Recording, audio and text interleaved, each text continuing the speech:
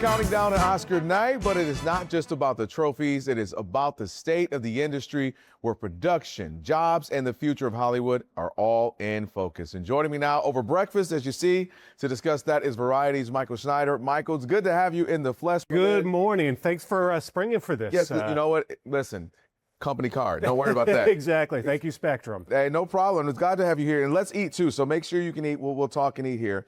So let's talk about this. You and I have had conversations over the last couple of years, talking about the industry and where we are right now.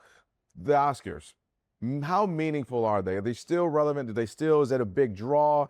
Is it something where if you're a director, if you're an actor, that still means something to be nominated or to, of course, win it? You know, I think ironically, as the industry gets smaller, in some ways, these award shows mean more just because it's even harder now to gauge what's a success, what's a hit, what's not. And so awards are a big arbiter of, what is actually, what are people watching or what do they think is worthy of watching?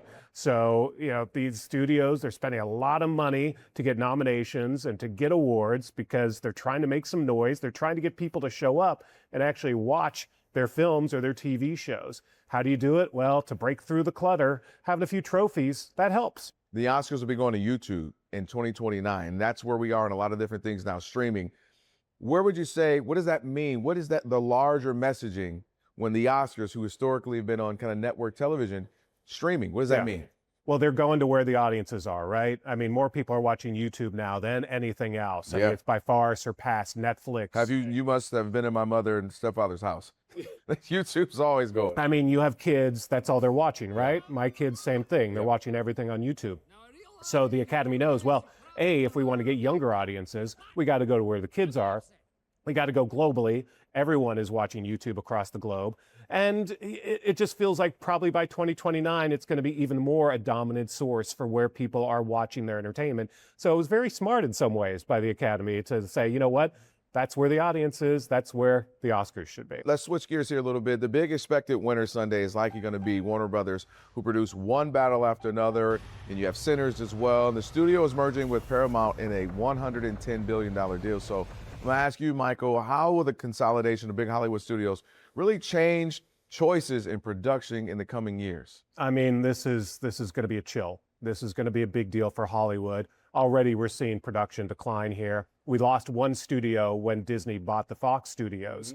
Now we're going to see another major Hollywood studio pretty much go away in this consolidation. That's never good for this business. We're going to see a lot of jobs lost. We're going to see fewer productions, even more so in Hollywood and also just in general. And, for a town that's already reeling from a loss of jobs, from a loss of production, you're just going to see more of that. Tax incentives, trying to bring the studios back. Too little, too late?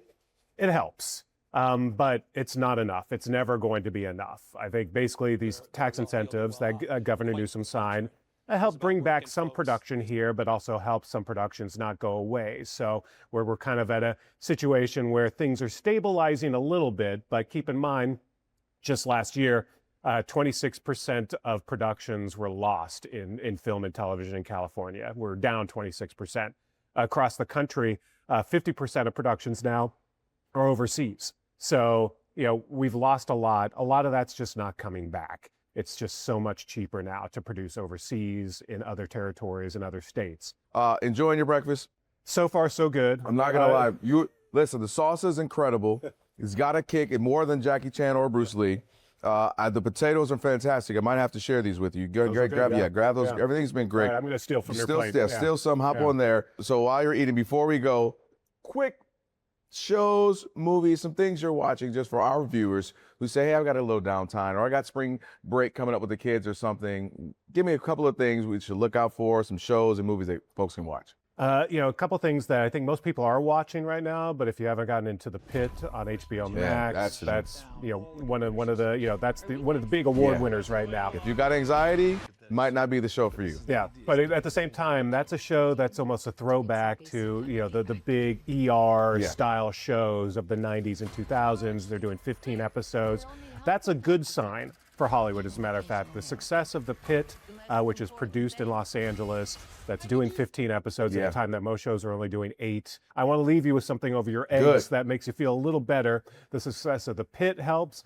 I think there's a lot of great comedies that I've enjoyed. Again, shows that are being produced here in Los Angeles, like A Man on the Inside from Mike Schur. Ted Danson stars in that. That's a show that is really done well for Netflix.